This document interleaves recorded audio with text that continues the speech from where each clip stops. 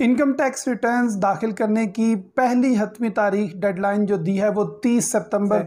अगर आप अपनी इनकम टैक्स रिटर्न सबमिट करवाने में नाकाम रहते हैं तो 30 सितंबर के बाद अगर डेडलाइन एक्सटेंड ना की जाए, सैलरीड क्लास को, तनख्वाहदार को 5,000 रुपये का जुर्माना किया जा सकता है। अपनी वेल्थ स्टेटमेंट डिक्लेयर ना करने की सूरत में 1,00,000 रुपये तक का जुर्माना किया जा सकता है। अगर आप तनख्वाहदार हैं और इनकम टैक्स रिटर्न सबमिट करना चाहते हैं तो आज की वीडियो में मैं आपको मुकम्मल तरीका सिखाऊंगा। मैं हूं इंजीनियर मलिक अनस और आप देख रहे हैं पाकिस्तान वेल्थ एकेडमी।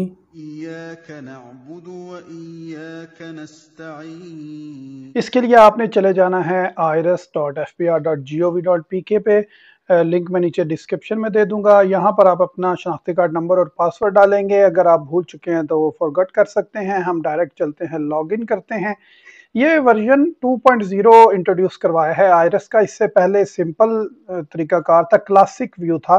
तो इसको सरसरी सा देख लेते हैं। यहाँ से हम इनकम टैक्स रिटर्न फाइल करेंगे। ऑल्दो हम यहाँ से जाकर भी ये income tax normal return file कर सकते हैं, लेकिन उन्होंने डायरेक्ट दे दिया हुआ है कि आप इनकम टैक्स रिटर्न यहाँ से फाइल कर सकते हैं। यहाँ पर आपकी प्रोफाइल है जिसमें आपका बैंक अकाउंट, जो आप डिपार्टमेंट जिसे सैलरी लेते हैं, आपका रिहाइश का एड्रेस और CNIC नंबर और मोबाइल नंबर और सारी प्रोफाइल है।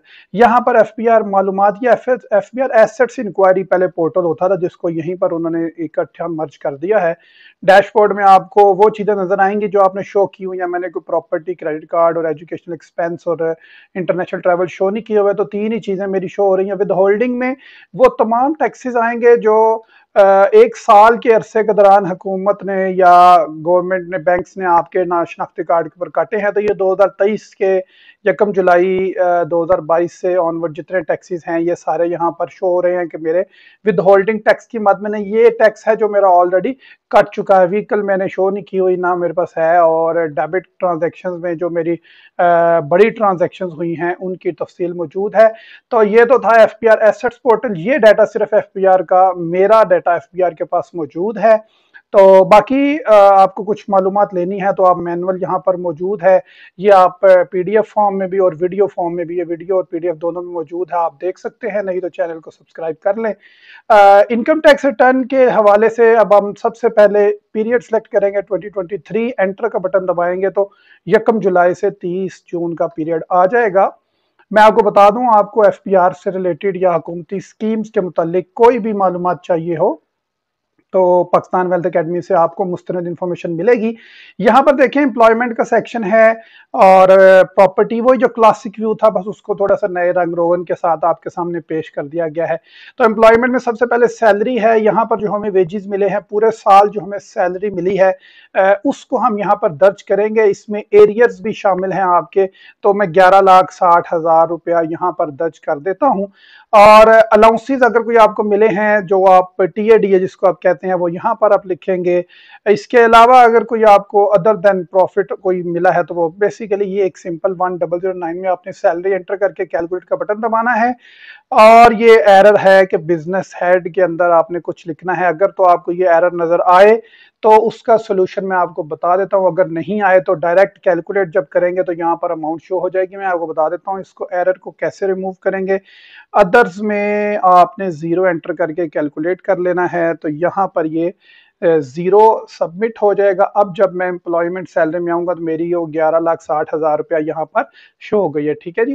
और अब हम चलते हैं कि मेरी अगर पूरे साल की इनकम 11,60,000 थी तो उस पर टैक्स कितना बढ़ेगा। यहीं पर टैक्स चार्जेबल की ऑप्शन है, इसमें ड्रॉप डाउन मेन्यू है। कंप्यूटेशंस में हम जाएंगे और देखेंगे कि 11,60,000 अगर इनकम मेरी सैलरी से हो तो उस पर मुझे कितना एडमिटेड टैक्स बनता है। ये जी 13,996 रुपये मैंने देने हैं।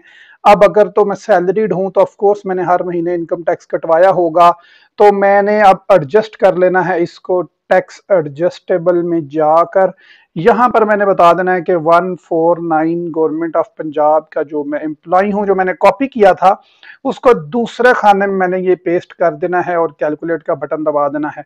अब मैं आपको बता दूं, अगर तो आप टीचर हैं तो यहाँ तक तो वो नॉर्मल एक सैलरीड पर्सन के लिए है। ये जो स्टेप करने लगा हूँ ये सिर्फ टीचर्स के लिए है। टैक्स रिडक्शंस में हम जाएंगे।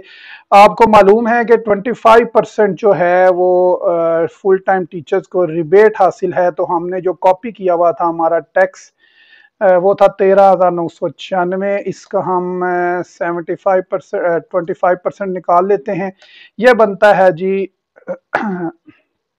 सॉरी, मैंने इसको जमा कर दिया है। हम इसको दोबारा से कर लेते हैं। इसको हम करेंगे मल्टीप्लाई 0.25 से, यह बनेगा 3,499 रुपए। यानी ये 3499 रिबेट है जो मुझे हासिल है एज ए टीचर। वो यहाँ पर मैं दर्ज कर दूंगा और कैलकुलेट कर लूंगा। अब जो ये तो मुझे रिबेट हासिल था, टोटल मेरी अमाउंट थी 13,996 की, 13,996 की।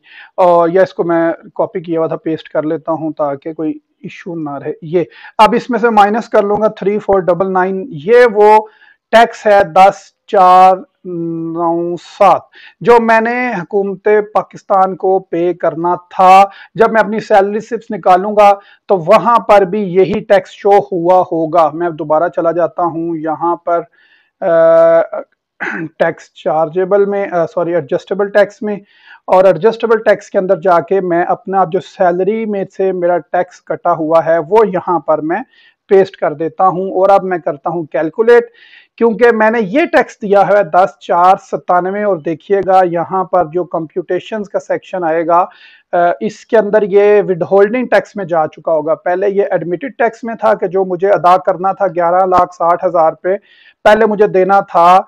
14,000 कुछ यहाँ पर लिखा हुआ है। टोटल टैक्स मैंने कितना पे करना था, 14,000 रुपया मैंने टैक्स पे करना था। अब मैंने चूंकि 3,499 रिबेट ले लिया तो मेरा विद होल्डिंग टैक्स 10,532 यहाँ से यहाँ पर शो हो गया है।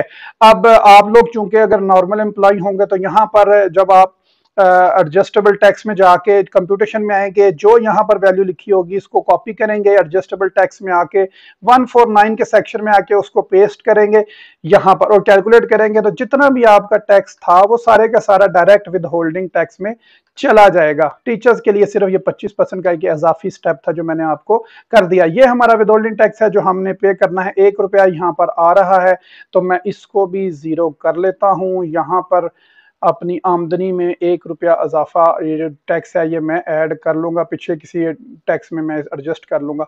अच्छा जी, आपको जीरो शो होगा। वेल्थ स्टेटमेंट में अब आ जाते हैं। जो मैंने पर्सनल एक्सपेंसेस शो करने हैं यहाँ पर और एसेट्स शो करने हैं यहाँ पर, और रिकंसिलेशन में आके मैंने जीरो करना है यहाँ पर। टोटल मेरे यहाँ जो रिकंसाइल्ड अमाउंट है जब तक जीरो नहीं होगी यहाँ पर मैं रिटर्न अपनी सबमिट नहीं कर सकूंगा।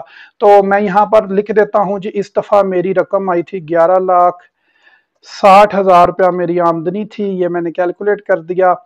प्रीवियस ईयर से अगर आप इंपोर्ट करना चाहें तो वो कर सकते हैं, आपकी मर्जी है, ना करना चाहें तो। अच्छा, इसके अलावा मैं अब एक्सपेंसेस पे आ जाता हूँ। 11,60,000 मैंने शो करना है, तो अगर 20,000 रुपया भी मेरा किराया हो तो 2,40,000 तो किराए में चला गया और गाड़ी के खर्चे पे चला गया जी। महंगाई बहुत थी, 1,20,000। आने जाने पे बच्चों के किरायों पे 5,000 महीना के हिसाब से, 60,000। बिजली 15-20,000 रुपया महीना के हिसाब से 2 लाख रुपया। और ये सारा कैलकुलेट कर लेते हैं 11,60 के किधर पहुंचा है। बेसिकली हमने 11,60 को टच करना है। हम यहाँ पर मेडिकल और इंश्योरेंस की मद में और घर के जो गैस टेलीफोन के बिल है, टेलीफोन के बिल जो है आप वो निकाल सकते हैं, इंटरनेट से भी आप निकाल सकते हैं। ये हम यहाँ पर फेक एंट्रीज करते हैं। मैं कुछ देर के रिकॉर्डिंग पॉज करता हूँ ताकि मैं ये सारी एंट्रीज कर सकूँ। जी जनाब, मैंने एंट्रीज की हैं तो 11,80,000 हो गया है। तो मैं इसको यहाँ से 20 करके 11,60,000 कर लेता हूँ। तो मेरी जितनी आमदनी थी वो सारी अखराजात में चली गई। एसेट्स में मेरे जनाब जीरो ही है, यहाँ पर हर जगह पर जीरो ही मैं शो करूंगा, कोई एसेट नहीं। जितनी महंगाई है कहाँ से एसेट आया। अलबत्ता कोई एसेट हो तो आप यहाँ पर ऐड कर सकते हैं, कोई ऐसी बड़ी बात नहीं है। इक्विपमेंट, एनिमल, इन्वेस्टमेंट, अगर कोई अकाउंट में पैसे पड़े हैं तो यहाँ पर प्लस का निशान डाल के यहाँ पर आईबीएन नंबर डाल दें और बता दें कि ये मेरा बैंक है और इस बैंक में इतने पैसे पड़े हैं। व्हीकल में आप लिख सकते हैं कि यहाँ पर क्लिक करके ये मेरी गाड़ी का नंबर है और ये मॉडल मेक होंडा 12570 2018 मॉडल। यहाँ पर आप एसेट डाल सकते हैं और कैश अगर कोई मौजूद है तो यहाँ पर लिख सकते हैं। अदरवाइज आप रिकंसिलिएशन में आए और हमारी आमदन थी 11,60,000 रुपया और आउटफ्लोज भी हो गए 11,60,000 रुपया, रिकनसाइल्ड अमाउंट 0 हो गई। आप लोगों को बता दूं, अगर ये ना हो तो अदर्स में जितनी अमाउंट यहाँ पर आ रही हो आप यहाँ अदर्स में डाल के इसको 0 कर सकते हैं। अगर आपको बाहर से कोई पैसे आ रहे हैं रेमिटेंस की मद में, फर्ज किया 2 लाख रुपया आपको रेमिटेंस की मद में आया था तो ऑफकोर्स अब ये 2 लाख का डिफरेंस आ जाएगा। अब इस 2 लाख के डिफरेंस को अनरिकनसाइल्ड अमाउंट में डाल दिया है तो देखिए मैंने आपको कहा था यहाँ पर आप 2 लाख डाल के तो आप इसको 0 कर सकते हैं। जैसे ही इस अदर्स की बजाय हमने इस वाले अदर्स में आउटफ्लोज में डालना था, वो तो इनकमिंग वाला था ना, तो ये कैलकुलेट किया तो ये हमारा रिकनसाइल्ड अमाउंट 0 हो गया। अब इसके बाद हम इसको करेंगे सेव एंड सबमिट पे जाएंगे, सेव कर लेते हैं, सबमिट पे जाएंगे तो यहाँ पर डिक्लेरेशन आ जाएगी, जनाब आपका डाटा लॉक हो गया है।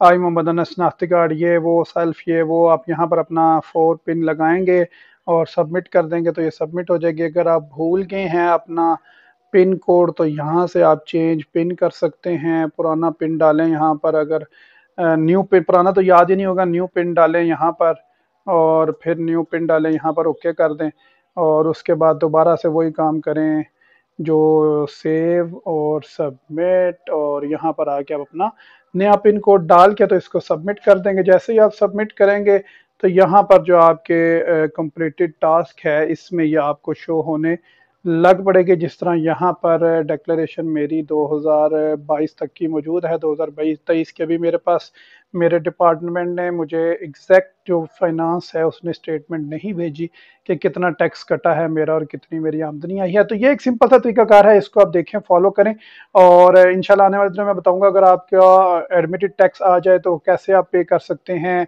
आपको पहली दफ़ा रिटर्न फाइल कर रहे हैं और आप ज़मीन खरीदना चाहते हैं और फाइलर होना चाह रहे हैं तो उस सूरत में आप रिटर्न फाइल कर देते हैं, लेकिन इसके बावजूद आपका स्टेटस एक्टिव नहीं होता तो 1,000 का चालान कैसे पे किया जाएगा। और दीगर बहुत सारे सवालात जो आपके जहन में होते हैं मुझसे पूछें, इंशाल्लाह आने वाली वीडियोस में आपको फ़ायदा होगा। फिलहाल के लिए इजाज़त दीजिए, अल्लाह हाफ़िज़। पाकिस्तान पाइंदाबाद।